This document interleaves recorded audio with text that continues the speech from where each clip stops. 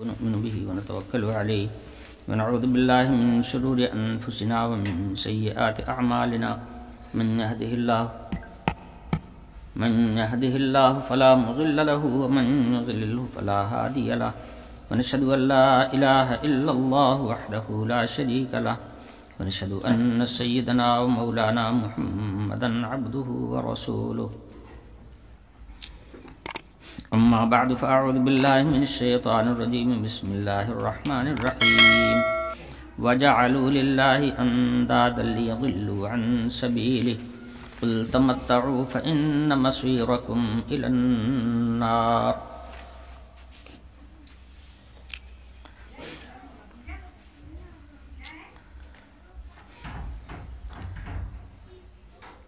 پیچھے سے قریش مکہ کی گمراہی کا حال بیان ہو رہا تھا،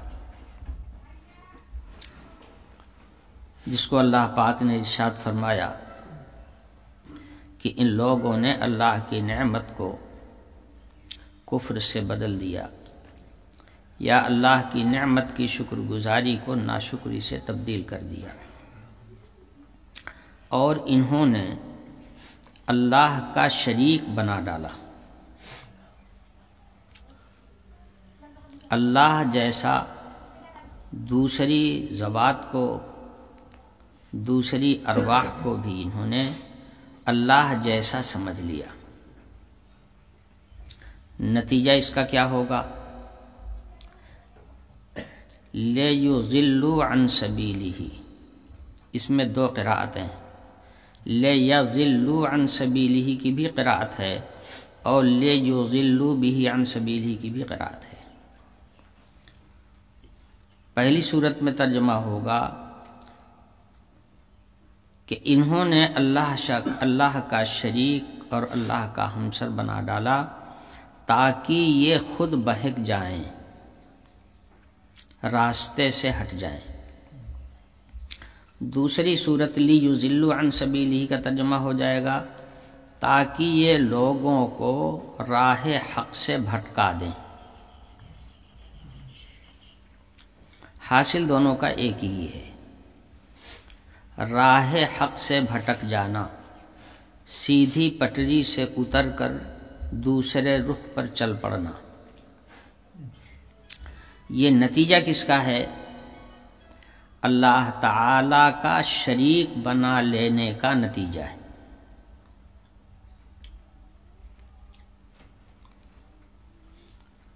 میں نے بتایا تھا آپ حضرات کو کہ قریش مکہ یہ جلیل القدر پیغمبر حضرت ابراہیم علیہ السلام کی اولاد میں سے، ان کے جد امجد حضرت اسماعیل علیہ السلام، جن بزرگوں نے توحید کا علم پورے عالم میں بلند کیا تھا، شرک کے خلاف آواز اٹھائی تھی، شرک کے خلاف قربانیاں دی تھی۔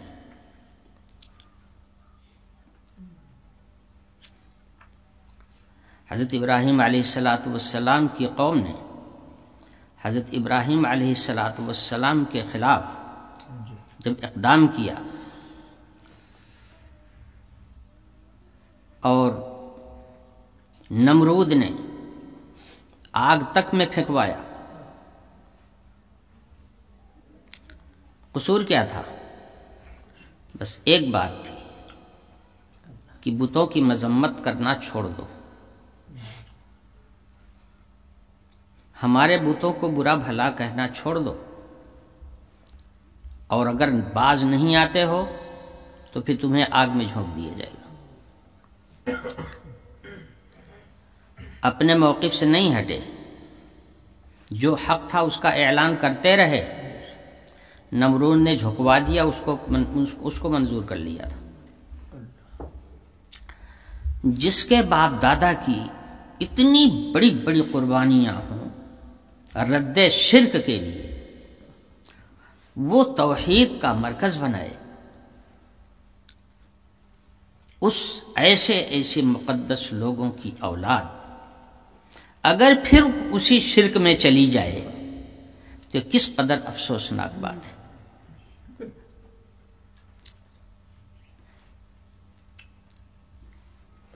اولاد ابراہیم اور اولاد اسماعیل ہونے کا تقاضا تو یہ تھا کہ رد شرک کے لیے جس طرح کی قربانیاں اور جس طرح کی جد و جہد باپ دادا نے کیا تھا، ان کو اسی روش پر قائم رہنا چاہیے تھا۔ یہ بت شکن اور شرک بیزار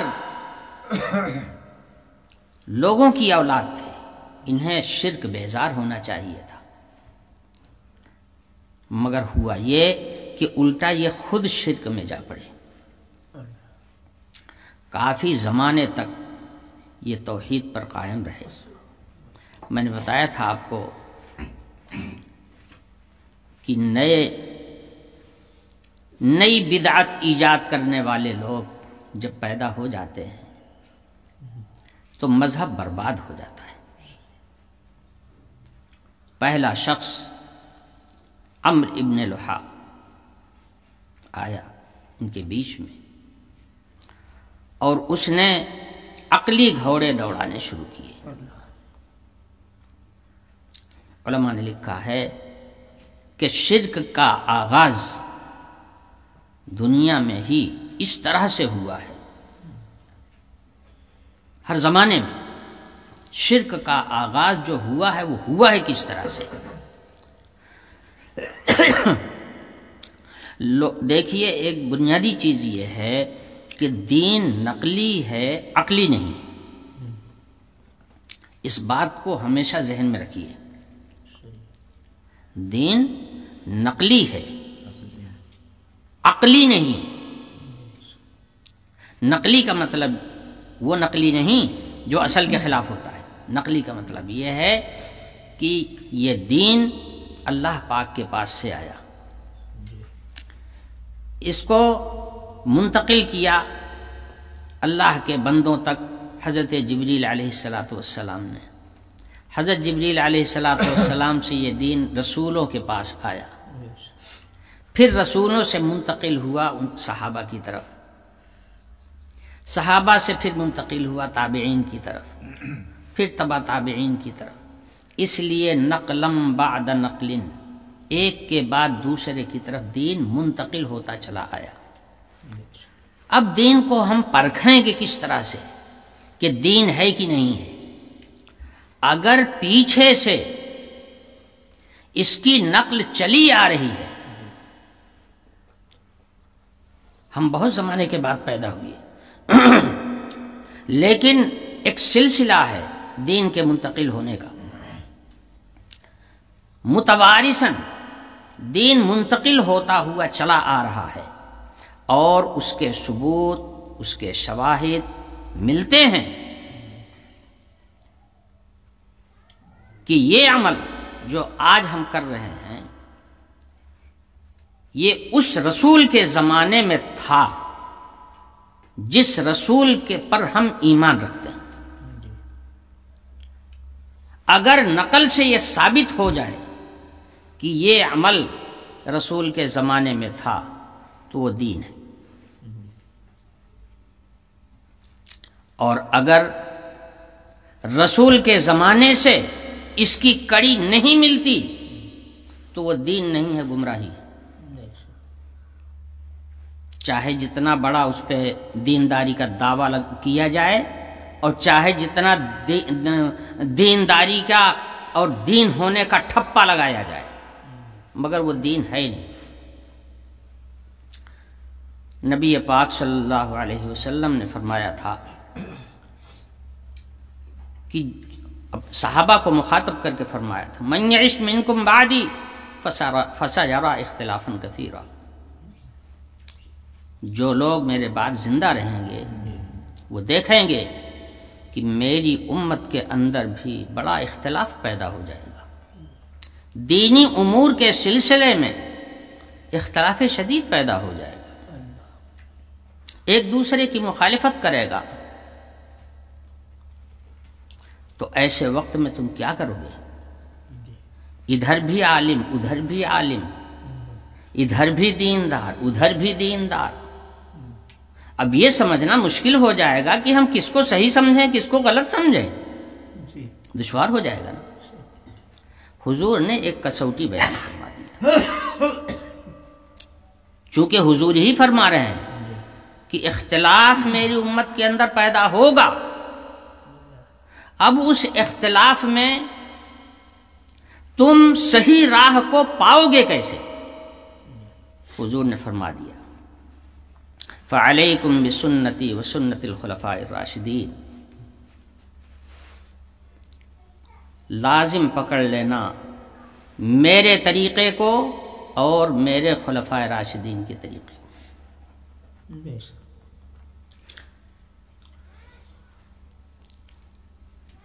خلفائے راشدین ہی نہیں بلکہ بعد میں حضور نے اس میں اور مزید توسیع فرمائی کہ میرے صحابہ میں، سمجھے؟ اس لیے کہ حضور نے فرما دیا تھا اصحابی کالنجوم بأیہم اقتدیتم اہتدیتم، میرے سارے صحابہ ستاروں کی مانند ہیں، یہ سب ستارے ہدایت ہیں، جس کسی کی بھی پیروی کر لو گے نجات مل جائے گی، ہدایت مل جائے گی۔ تو حضور نے سارے ہی صحابہ کی ضمانت دے دیا اور فرما دیا، تو خلاصہ کیا نکلا؟ جو طریقہ میرے زمانے میں ہے اور میرے صحابہ کے زمانے میں رہے گا بس اتنا ہی دین ہوگا۔ فعلیکم بسنتی وسنت الخلفاء الراشدین المہدیین تمسکوا بها وعضوا علیہا بالنواجذ، خوب مضبوطی کے ساتھ اس بات کو پکڑے رہنا، اس بات کو یاد رکھنا، اور اس جو بات میں کہہ رہا ہوں اس کو مضبوطی کے ساتھ تھام لینا۔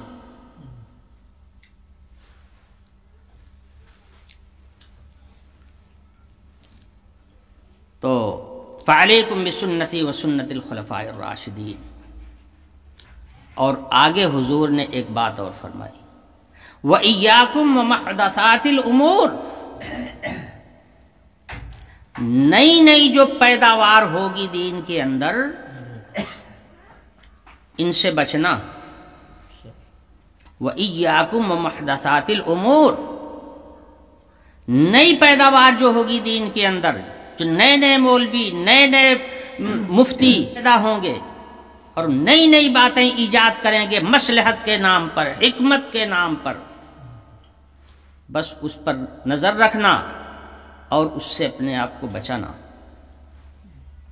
وَإِيَّاكُمْ وَمُحْدَثَاتِ الْأُمُورِ فَإِنَّ كُلَّ مُحْدَثَةٍ بِدْعَةٍ وَكُلَّ بِدْعَةٍ ضَلَالَةٍ، اس لیے کہ دین کے اندر جو نئی چیزیں پیدا کی جائیں گی وہ بدعت ہوں گی، اور ہر بدعت ضلالت اور گمراہی ہے۔ اور ایک حدیث میں فرمایا گیا وَكُلُّ ضَلَالَةٍ فِي النَّارِ، ہر گمراہی کا مآل دوزخ ہے۔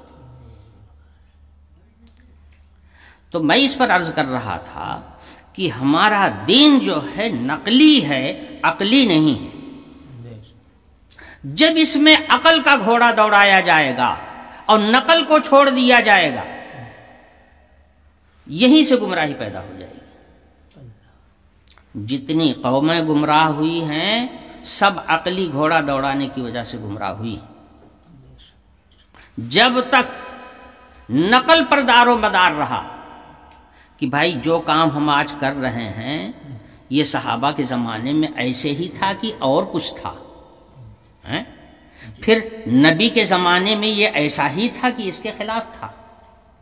اگر ہمارا عمل نبی کے زمانے سے ملتا ہے، اگر ہمارا عمل صحابہ کے زمانے سے ملتا ہے، وہ دین ہے، اللہ کے رسول نے اس کے دین ہونے کی مہر لگا دیا ہے کہ وہ دین، اور حضور ہی نے فرما دیا ہے کہ میرے صحابہ کے بعد جو نئی باتیں پیدا کی جائیں گی دین کے اندر وہ گمراہی ہے، بدعت ہے اور گمراہی ہے۔ اللہ کے رسول نے صاف کر دیا مسئلے کو، ہمارے لیے شاہراہ قائم کر دی۔ اسی شاہراہ پر جب تک ہم چلیں گے دین پر قائم رہیں گے اور ہمارا عمل دینی ہوگا اور وہ قابل اجر و ثواب ہوگا۔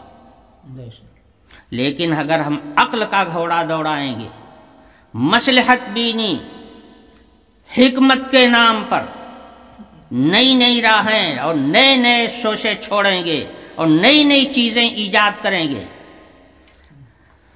تو پھر یہ تباہی کا اشارہ ہے، یہ بربادی کی علامت ہے۔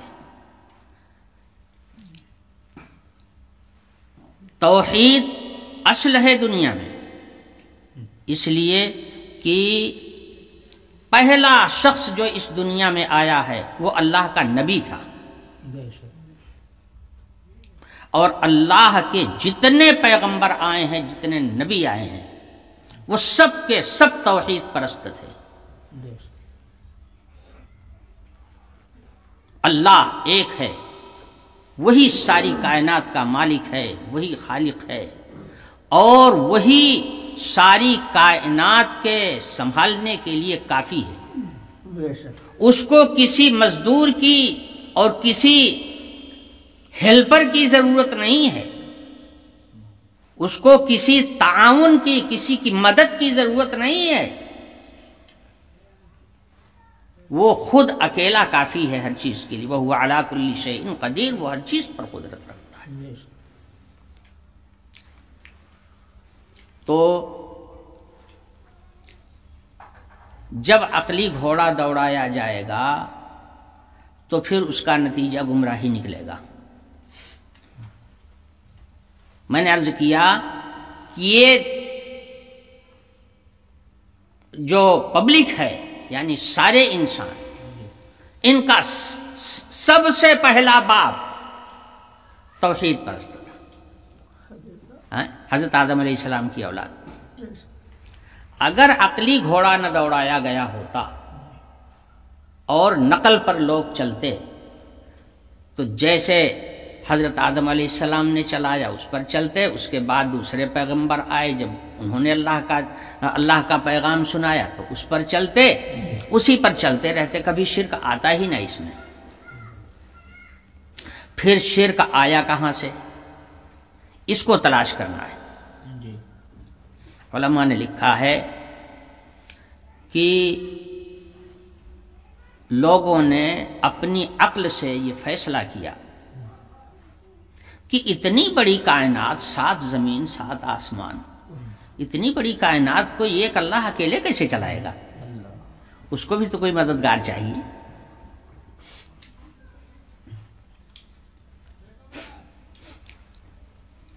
عقل کا گھوڑا دوڑایا یہاں پر۔ اچھا، یہ عقل اس طرف گئی کیوں کہ اللہ جو ہے اس کا بھی کوئی مددگار ہے، اس کا بھی کوئی شریک ہے، ہمسر ہے، ادھر عقل گئی کیوں؟ ہم اس کو دیکھتے ہیں، ہم نے غور کیا اس پر تو ہماری سمجھ میں آیا کہ اصل وجہ اصل میں عقل کے ادھر جانے کی یہ ہوئی ہے کہ اللہ تعالی نے انبیاء علیہم الصلاۃ کو صاحب معجزات بنایا تھا، اور ان کی امت کے اولیاء کو اللہ نے صاحب کرامات بنایا تھا۔ یہ معجزہ اور کرامت ایسی چیز ہوتی ہے جو انسانوں کے بس کے باہر ہوتی ہے، جو کوئی نہ کر سکے، وہ اگر بغیر کسی سبب کے کسی کے ہاتھوں سے وقوع پذیر ہو جائے، تو اگر انبیاء علیہ السلام کے ہاتھ سے ایسا واقعہ ظاہر ہوتا ہے تو اس کو معجزہ کہتے ہیں۔ جیسے اللہ کے نبی صلی اللہ علیہ وسلم نے انگلی سے اشارہ کیا چاند کی طرف تو چاند کے 2 ٹکڑے ہو گئے۔ اب بھلا بتاؤ، ہے کسی انسان کے بس کی بات؟ حضرت عیسیٰ علیہ السلام قبر پر کھڑے ہو کر کے کہیں کہ قم بإذن اللہ، تم مردہ زندہ ہو کر کے قبر کے اوپر آ جائے، ہے کسی کے بس کی بات ہے؟ موسیٰ علیہ السلام اپنی لاٹھی چھوڑ دیں تو وہ اژدہا بن کر کے سب کو کھاتی ہوئی چلی جائے، تو اور بھی کسی کی لاٹھی میں ہے یہ دم ہے؟ کوئی کر سکتا ہے کہ اپنی لاٹھی کو اژدہا بنا دے؟ تو یہ معجزات ہوتے ہیں، یہ معجزات جو ہیں کسی کے بس کے نہیں ہوتے، یہ ما فوق العادت ہوتے ہیں، یہ اللہ کے حکم سے ہوتے ہیں۔ معجزات کا ظہور بھی اللہ کے نبی نے خود ارشاد فرمایا، پیچھے آیت میں بیان کر چکا ہوں کہ لوگ کہتے تھے کہ کوئی معجزہ دکھائیے، میں جو کہہ رہا ہوں وہ معجزہ دکھائیے، تو اللہ تعالیٰ نے فرمایا کہ کہہ دیجئے کہ معجزہ دکھانا ہے میرے بس کی بات نہیں۔ تو معجزہ بھی اللہ کے حکم سے رونما ہوتا ہے، نبی کا اختیار نہیں ہوتا اس کے اوپر۔ اگر نبی کا اختیار ہو تو ہمیشہ معجزہ دکھایا کرے، مگر نہیں، جب اللہ چاہتے ہیں تب نبی کے ہاتھ پر معجزہ ظاہر ہوتا ہے، اور جب اللہ نہیں چاہتے تو چاہنے کے باوجود معجزہ نہیں ظاہر ہوتا۔ اسی طرح سے اولیاء اللہ کی کرامات ہیں۔ جی ہم زیادہ دور نہیں جاتے، ابھی ماضی قریب کی بات ہے، اور جس کا اثر آج تک یہاں لوگوں پر ہے۔ کسی کی اولاد نہ ہو رہی ہو، اولاد نہ ہو رہی ہو تو کہتے ہیں بہرائچ چلو، ہے نا؟ بہرائچ میں کون ہے؟ کیا اللہ میاں یہاں ہے، وہاں وہی ہیں، یہاں نہیں ہے؟ بہرائچ جاتے ہیں، حضرت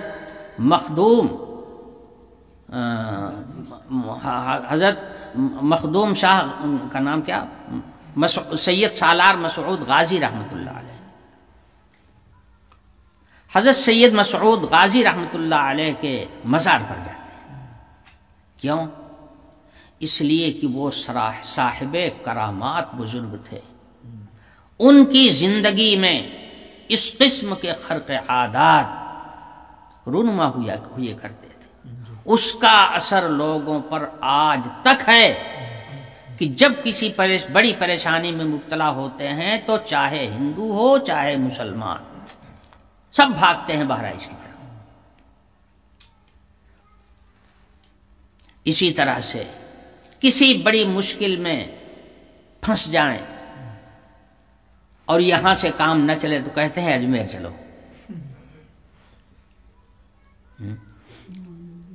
بعض لوگ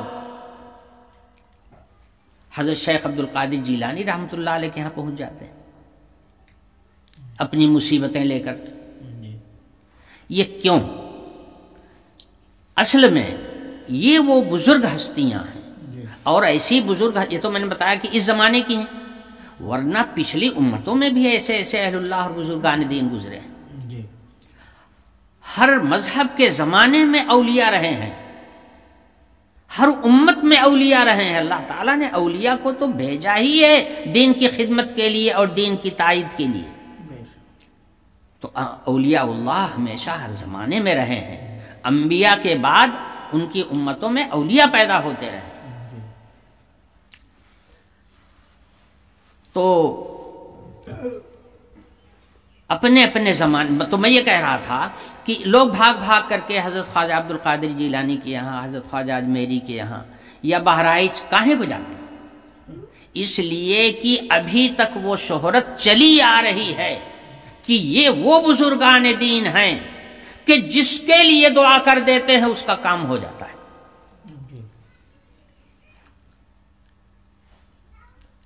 اور حیرت ناک واقعات ان حضرات کے ہاتھوں پر ظاہر ہوئے ہیں، تو وہ لوگوں میں مشہور ہے، آج تک مشہور ہے۔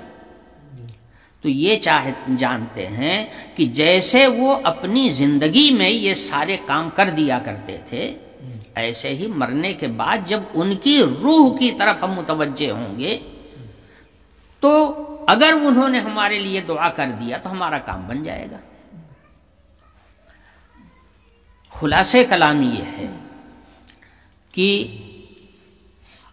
اولیاء کرام صاحب کرامات ہوتے تھے، ان کی زندگی میں لوگوں کے کام ان کے پاس آنے سے بن جاتے تھے، لیکن جب وہ دنیا سے چلے گئے تو پھر سوچنے لگے کہ اب کہاں جائیں۔ جب تک وہ تھے تب تک تو ہمارا سارا کام ان سے بن جایا کرتا تھا، ہمارے حاجت روا تھے، ہمارے مشکل کشا تھے، اب ان کی وفات کے بعد ہم کہاں جائیں؟ تو انہوں نے عقل کا گھوڑا دوڑایا، کہنے لگے کہ جسم مرتا ہے، روح نہیں مرتی۔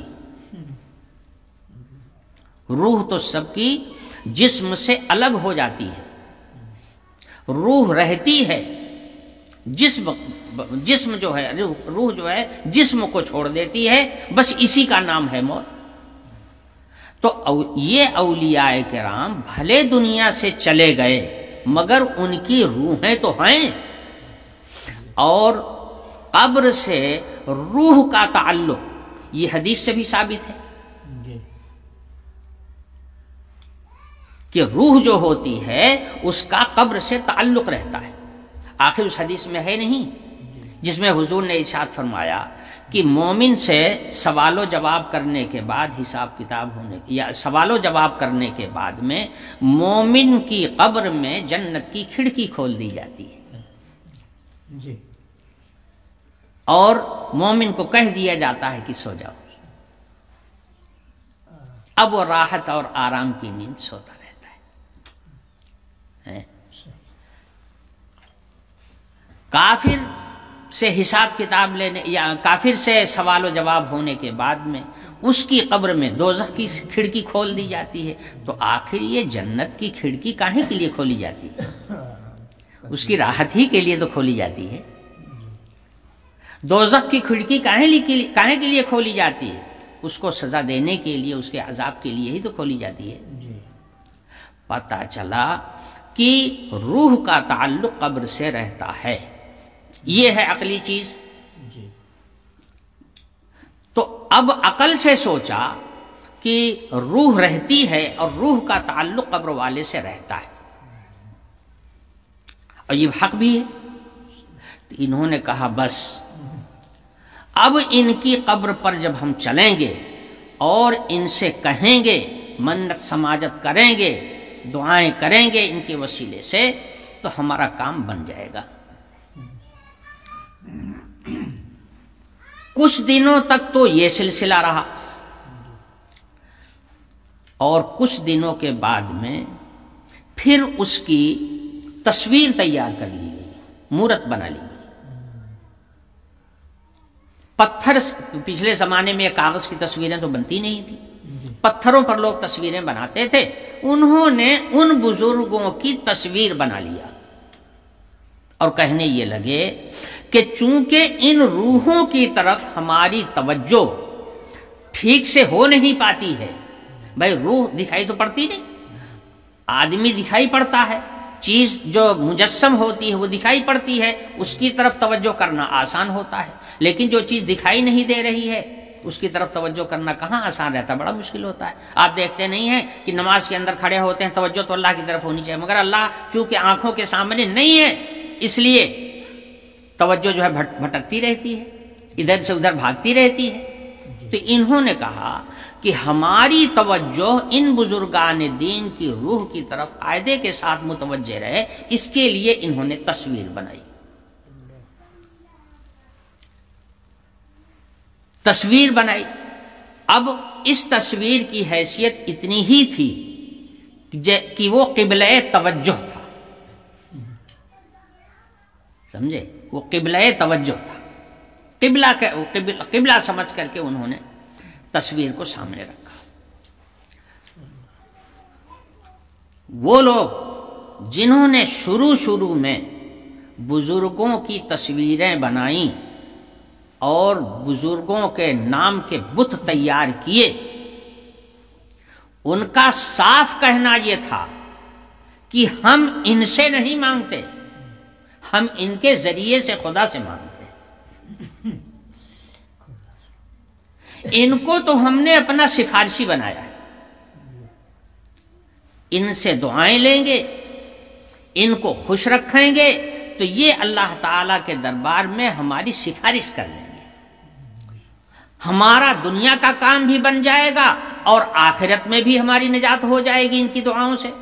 چنانچہ کہا کرتے تھے کہ ہؤلاء شفعاؤنا عند اللہ، یہ تو سب ہمارے سفارشی ہیں، ما نعبدہم الا لیقربونا الی اللہ زلفیٰ، ہم ان کی عبادت نہیں کرتے، یا یہ کہ ہم ان کی جو تعظیم کرتے ہیں وہ صرف اس لیے کرتے ہیں تاکہ ان کے ذریعے سے ہمیں اللہ کا تقرب حاصل ہو جائے۔ تو قرب الہی کا ذریعہ بنانے کی خاطر انہوں نے یہ تصویریں بنائیں، سمجھے؟ یہ تصویریں بنانے میں ایک اور راز بھی لکھا ہے علماء نے۔ ان کا خیال یہ ہوا کہ اتنی بڑی کائنات اللہ تعالیٰ کے لیے کیسے چلائیں گے؟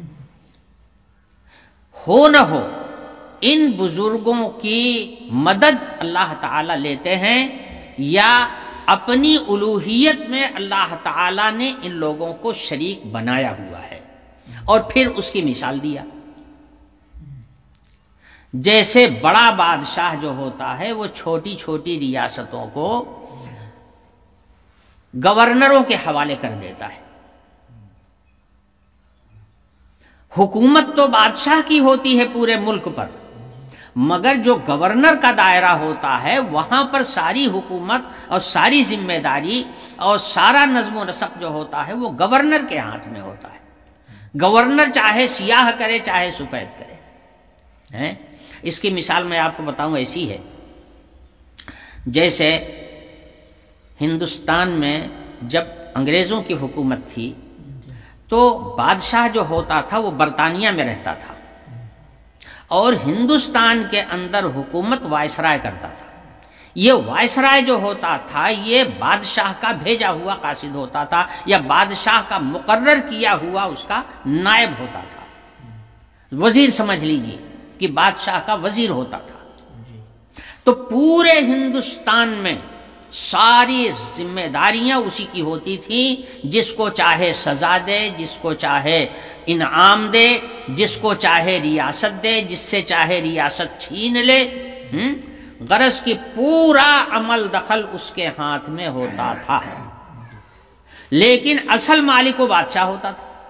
چنانچہ اس بادشاہ کو یہ حق ہوتا تھا کہ جب چاہے اس کو معزول کر دے، جب چاہے بدل دے، اس کو بلا کر کسی کی جگہ پر دوسرے کو بھیج دے۔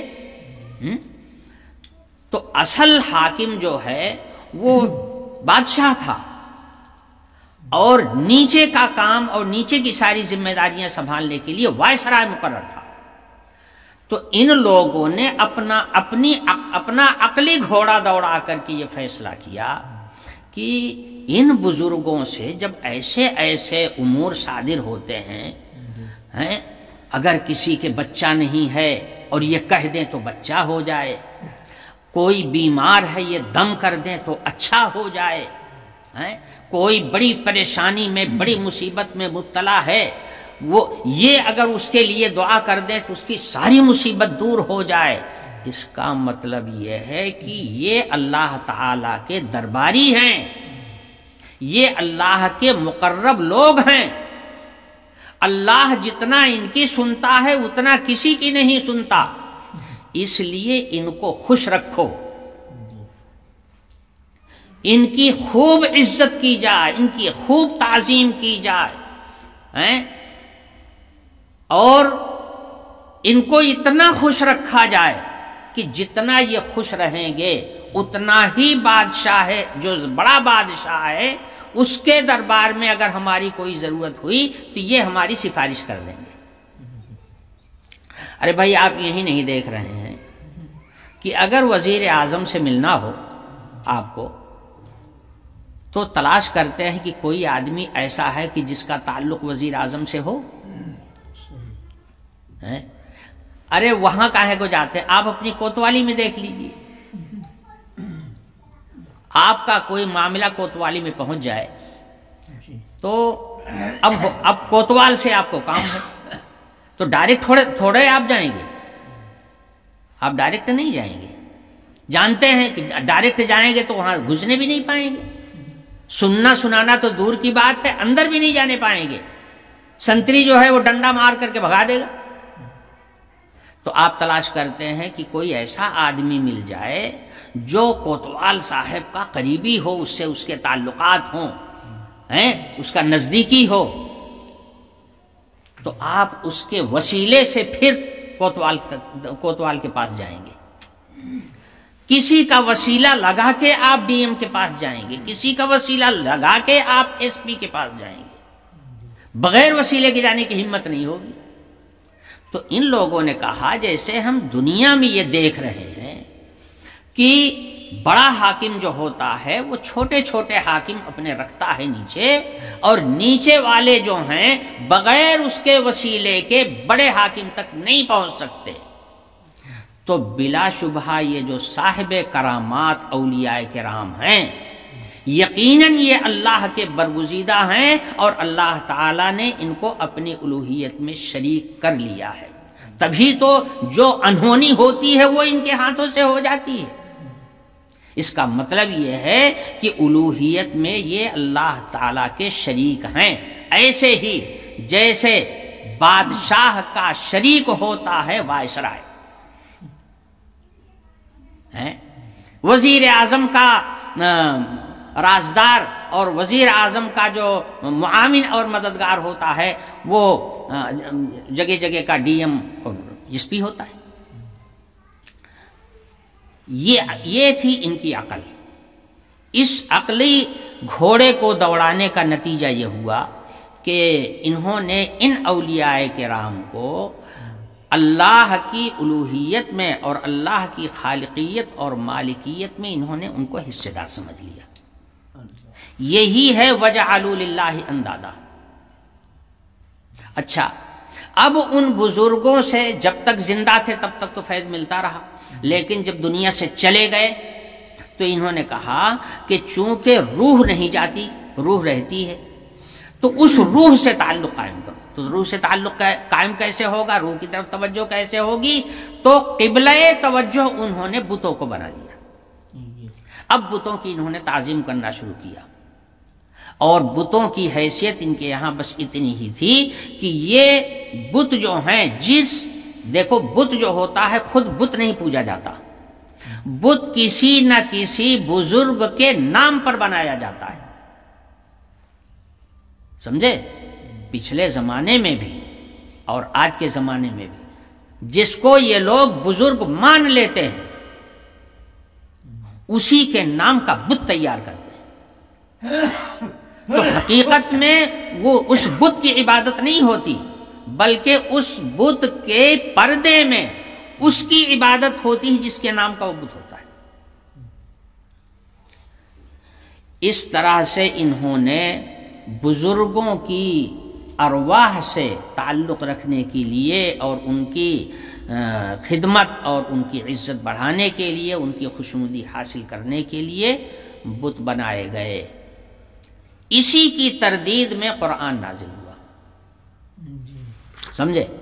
قرآن نے کہا کہ یہ جو تمہارا یہ ساری خرافات جو تم نے اپنی عقل سے پیدا کیا ہے، یہ ساری کی ساری گمراہی ہے۔ انما الہکم الہ واحد، اللہ خود اکیلا ہی کافی ہے سب کے لیے۔ یہ تمہارا تصور کہ اللہ کی خدائی میں کوئی حصے دار ہونا چاہیے اور سلطنت نظام دنیا کو چلانے کے لیے کوئی مددگار ہونا چاہیے، یہ عقیدہ ہی تمہارا غلط ہے اور یہ شرک ہے۔ اللہ انسان جیسا نہیں ہے کہ اس کو مددگار کی ضرورت ہو، معاون کی ضرورت ہو، سہیم اور شریک کی ضرورت ہو۔ اللہ انسان نہیں ہے، اللہ رب العالمین ہے، احکم الحاکمین ہے، ساری کائنات کا وہ خالق ہے۔ جب وہ بنا سکتا ہے ساری کائنات کو تو کیا چلا نہیں سکتا؟ یہ کیسے تم نے سمجھا؟ بنایا تو اس نے، اور چلانے میں اس کو ضرورت ہے مددگار کی۔ جیسے بنانے میں وہ اکیلا ہے، ایسے ہی سارے نظام کو چلانے میں بھی وہ اکیلا ہے۔ انما الہکم الہ واحد وَإِلَٰهُكُمْ إِلَٰهٌ وَاحِدٌ، یاد رکھو تمہارا معبود صرف ایک خدا ہے اور وہ اکیلا کافی ہے۔ اس کی صفت بیان کی گئی، وَهُوَ عَلَىٰ كُلِّ شَيْءٍ قَدِيرٌ، ہر چیز پر اس کو قدرت حاصل ہے، وہ کسی کا محتاج نہیں ہے، سارا عالم اس کا محتاج ہے۔ سمجھے؟ یہ ہے تاریخ بت تراشی کی، اسی کی مذمت میں قرآن آیا، اور اسی کی مذمت میں حضرت ابراہیم علیہ السلام نے اپنی زندگی کھپا دیا۔ اور لیکن کچھ زمانہ گزرنے کے بعد جب یہی اولاد اسماعیل میں ایسا بدعتی پیدا ہو گیا جس نے لوگوں کو حکمت، مصلحت، عقل، نقل، دنیا بھر کی باتیں سکھا کر کے اس نے بت کھڑا کر دیا، اور خانہ کعبہ کے پاس حرم شریف میں لا کر کے اس نے بت نصب کر دیا، اور طرح طرح کے ہیلے بہانے اور طرح طرح کے اصول اور ضوابط اس نے مقرر کر دیے۔ اس نے کہا یہ بزرگوں کی جو روحیں ہیں ان بتوں سے وابستہ ہیں، تم جتنا ان کی تعظیم کرو گے اتنا ہی وہ روحیں خوش ہوں گی، اور جتنا وہ خوش ہوں گی اتنا ہی اللہ تعالیٰ کے دربار میں تمہاری سفارش کریں گے۔ یہ سکھایا۔ پھر تعظیم کے طریقے بتائے، سانڑ چھوڑے جائیں ان کے نام پر، ان کے نام پر قربانیاں کی جائیں، ان کے نام پر نظر و نیاز پیش کی جائے، طرح طرح کے اصول اور ضوابط اس نے مقرر کر دیے۔ نتیجہ یہ ہوا کہ یہ توحید پرست خاندان بت پرستی کی طرف مائل ہو گیا۔ حضور اکرم صلی اللہ علیہ وسلم نے ارشاد فرمایا کہ عمرو ابن لحا خزاعی جو پہلا بانی ہے اس شرک کا اس خاندان میں، حضور نے فرمایا میں نے اس کو دوزخ کے اندر دیکھا کہ اس کی انتڑیاں باہر نکلی ہوئی ہیں اور وہ ان کو گھسیٹتا پھر رہا ہے دوزخ کے اندر۔ یہ اس کے بدعت ایجاد کرنے کا نتیجہ ہے۔ سمجھے؟ اسی لیے میں منع کرتا ہوں، مسلمانوں ہوش رکھو، خدا کے واسطے نئی باتیں مصلحت کے نام پر دین کے اندر ایجاد مت کرو۔ یہی کر کے بدعتی قوم تباہ ہوئی، یہی کر کے پیچھے والی امتیں تباہ ہو گئیں۔ یہ آج بعض بزرگوں نے لکھا ہے کہ رام اور کرشن یا اس قسم کی ذات جن کو ان لوگوں نے آج اپنا خدا سمجھ رکھا ہے، اصلی خدا سمجھ رکھا ہے، شروع میں یہ لوگ جو تھے وہ دین کے داعی تھے، توحید تھی۔ اب ایک بات بتاؤں میں آپ کو، لکھا ہے علماء نے کہ ہندوستان کے اندر بہت پہلے زمانے میں ویدک دور تھا، یعنی وید کتاب آسمانی کتاب تھی۔ علامہ شعبان چترویدی نے اس تحقیق کو سب کے سامنے اجاگر کیا تھا کہ وید جو ہیں 4 وید ہیں، ان چاروں ویدوں میں ایک وید جو ہے اس کے اندر تو جناب رسول اللہ صلی اللہ علیہ وسلم کی پیشین گوئیاں ہی ہیں، اور انہوں نے پڑھ کے اشلوک بتایا تھا کہ وید کے اندر توحید کی تعلیم، اللہ سے مناجات کرنے کے طریقے بتائے گئے ہیں، انہوں نے اشلوک پڑھ کر کے لوگوں کو بتایا تھا۔ تو یہاں ہندوستان میں بھی ویدک دھرم جب تھا تو وہ توحید والا دین تھا، اس میں بھی حق پرستی تھی، خدا کی وحدانیت اور رسولوں کی عظمت بیان کی گئی تھی، اور نبی آخر الزمان صلی اللہ علیہ وسلم کے آنے کی بشارت بھی بتائی گئی تھی۔ مولانا شعبان چترویدی نے اس کو کھل کر کے پورے ہندوستان میں گھوم کر کے بتایا تھا۔ پھر یہ ویدک دھرم کیسے خراب ہوا؟ اس کے اندر ایک بدعتی پیدا ہوا تھا، دام مارک پنتھ، سمجھے؟ یہ پہلا شخص ہے جس نے یہ تصور پیش کیا تھا کہ یہ جو بزرگان دین ہیں یہ سب اللہ کے کام میں شریک ہیں، اللہ کے سہیم ہیں، ان کو جتنا خوش رکھو گے اتنے اللہ خوش ہوگا۔ اسی نے سب سے پہلے ہندوستان میں بت پرستی کو رائج کیا ہے۔ سب سے پہلا بت بنانے والا اس ہندوستان کی سرزمین پر یہی ہے۔ دام مارگی کے نام سے مشہور ہے، سمجھے؟ تو یہ ہوتا ہے، اس لیے بدعت سے چوکنا رہنے کی ضرورت ہے۔ مصلحت اور حکمت کر کے لوگ نہ جانے کون کون سی خرافات جاری کر دیتے ہیں، ان خرافات میں مت آؤ۔ دین جو ہے نقلی ہے، نقل سے چلا آ رہا ہے۔ رسول اللہ صلی اللہ علیہ وسلم کے زمانے تک اس کو جانچ کر کے دیکھ لو، اگر وہ طریقہ حضور کے زمانے میں تھا تو قابل قبول، اور اگر حضور کے زمانے میں نہیں تھا تو واجب الرد، رد کر دو اس کو، مردود ہے وہ۔ وَجَعَلُوا لِلَّهِ أَنْدَادًا، تو اس طرح سے بت پرستی کا رواج ہوا، اور نیک لوگ، توحید پرست لوگ جو ہے وہ گمراہی کا شکار ہو گئے۔ قرآن کہتا ہے لِيُضِلُّوا عَنْ سَبِيلِهِ، یہ جو کام انہوں نے کیا تھا یعنی بت بنایا تھا اور اللہ کے دربار میں قرب حاصل کرنے کے لیے ان نیچے کے بزرگوں کی تعظیم و تکریم اور ان کے نام پر نظر و نیاز اور ذبیحہ اور سانڑ چھوڑنے کا دستور جاری کیا تھا، اس کا نتیجہ یہ نکلے گا کہ لیجزلوا عن سبیلہ اور لیضلوا عن سبیلہ، خود بھی گمراہ ہوں گے، دوسروں کو بھی گمراہ کریں گے۔ آپ صلی اللہ علیہ وسلم چونکہ توحید خالص کو نکھارنے کے لیے آئے تھے، اس لیے حضور نے یہ تعلیم دی، اور اللہ تعالیٰ نے فرمایا کہ ان سے کہہ دیجئے قل تمتعوا فإن مصیرکم الی النار، یہ بت پرستو اور اللہ کی خدائی میں اور اللہ کی کبریائی میں دوسروں کو شریک کرنے والوں، چند دن تم دنیا میں فائدہ اٹھا لو، ہاں یہاں تمہیں تخت سلطنت بھی مل جائے گا، دنیا کی حکومت بھی مل جائے گی، دنیا کا خزانہ بھی مل جائے گا، دنیا کی فوج پھاٹا بھی تم کو مل جائے گا، خوب فائدہ اٹھا لو چند دن یہ دنیا میں۔ دنیا کی زندگی کئی دن کی، 4 دن کی زندگی ہے، اٹھا لو فائدہ۔ قل تمتعوا، ٹھکانہ دوزخ بنے گا۔ وآخر دعوانا الحمدللہ رب العالمین۔